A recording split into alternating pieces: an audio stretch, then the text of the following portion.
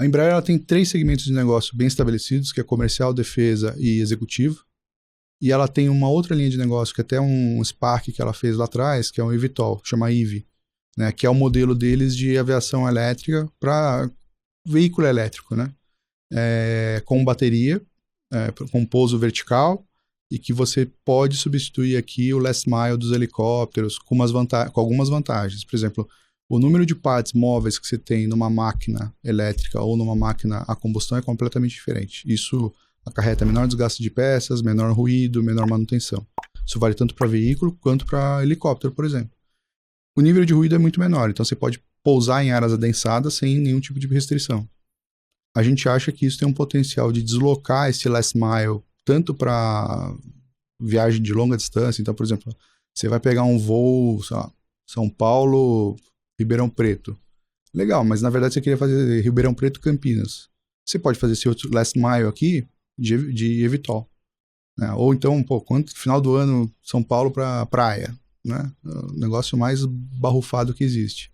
Pode fazer o last mile de eVTOL. O custo vai ser muito menor que a viagem de helicóptero. Por quê? Porque manutenção, combustível, tudo isso é muito mais barato. Então, hoje esse negócio é marcado a 0 dentro da Embraer, a gente acha que tem um potencial razoável. Se você for pegar as empresas que estão lá fora, Archer, Joby, todas essas outras que estão já desenvolvendo, cara, é outro nível de discussão. E hoje está meio largado dentro da Embraer. E conta também um pouquinho um pitch elevator mesmo de Embraer, que acho que é uma das empresas que pouca gente fala aqui, né? Como é que é investir numa Embraer? Né? Todo mundo conhece a empresa, né? A fabricante e tudo mais, mas como é que é acompanhar a empresa? Como é que é monitorar o mercado dela? Enfim, só um pitch elevator mesmo de Embraer. É difícil porque a gente está falando de ciclos de investimento muito longos.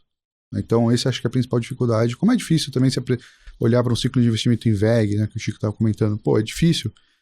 Mas no caso de aviação, você tem alguns outros componentes. Então, por exemplo, depois de 2008 com a Lehman, você teve um efeito secundário disso que o crédito secou e aí o financiamento para a aviação executiva micou. E a aviação executiva ela não é só para high net worth indivíduos, não é só para os ricos, ela também é para corporate. Então o cara que faz a conta lá de quanto ele gasta de passagem por ano, ele fala assim, nesse preço vale a pena eu ter uma aviação executiva para o meu board, para o meu direção. Né? Isso é muito mais comum nos Estados Unidos que no Brasil, mas aqui também acontece. Após 2018, esse mercado praticamente morreu. Você ficou lá alguns anos com envelhecimento. 2008 morreu.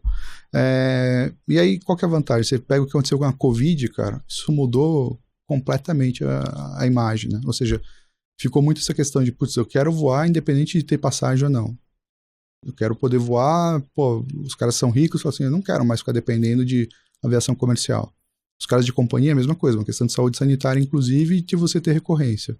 E junto com isso, você teve condições de financiamento muito melhores. Na aviação comercial, acho que é desnecessário eu falar para vocês o que aconteceu, né? Ou seja, hoje você tem Boeing e Airbus com fila de espera de 10 anos para entrega, e a aviação regional, que é o foco da Embraer, você tem um detalhe. A antiga CRJ, né, que é a antiga Bombardier, foi absorvida para dentro da Airbus. A Embraer quase foi absorvida para dentro da Boeing. Esse deal não foi para frente. O que aconteceu hoje? A Embraer é praticamente monopolista aqui no setor de aviação regional. Por que não tem pedido acontecendo em aviação regional? Porque, normal, se você tem uma alta demanda, você vai aonde? Na aviação de larga escala, né, nos grandes aviões. Encher o pote desses caras, aí a gente vai começar a ver a aviação regional entrar. E aí, cara, não tem briga com um, dois, é um cara só. Então a gente acha que o próximo ciclo de investimento de capex das grandes aviadoras, das grandes companhias de aviação, vai ser em aviação regional, no caso a Embraer. E por último, né, na questão da defesa, você tem aí o KC-390, que hoje é o C-390, que foi um cargueiro desenvolvido há 8 anos atrás, né, com o financiamento do governo brasileiro, e que ele substitui o C-130, que é o Hércules da década de 70, ou seja, não teve nenhum outro cargueiro que foi desenvolvido nesse tempo para multimissão do jeito que a Embraer é. Um é turbohélice, a gente está falando do avião a jato. Se você for pegar assim, questões mais geopolíticas, ou seja, investimento de percentual do PIB da OTAN ex-Estados Unidos, isso aqui está muito abaixo do que a meta. Esses caras vão ter que investir. Não é por acaso que Portugal, Polônia, Holanda, Bélgica estão comprando esse cargueiro. E a gente acha que isso aqui também tem um espaço gigantesco aqui para frente. Caramba. Embraer vai voar, então, hein? Olha essa piadinha pronta aí. Isso aí. Pior que gol da cola.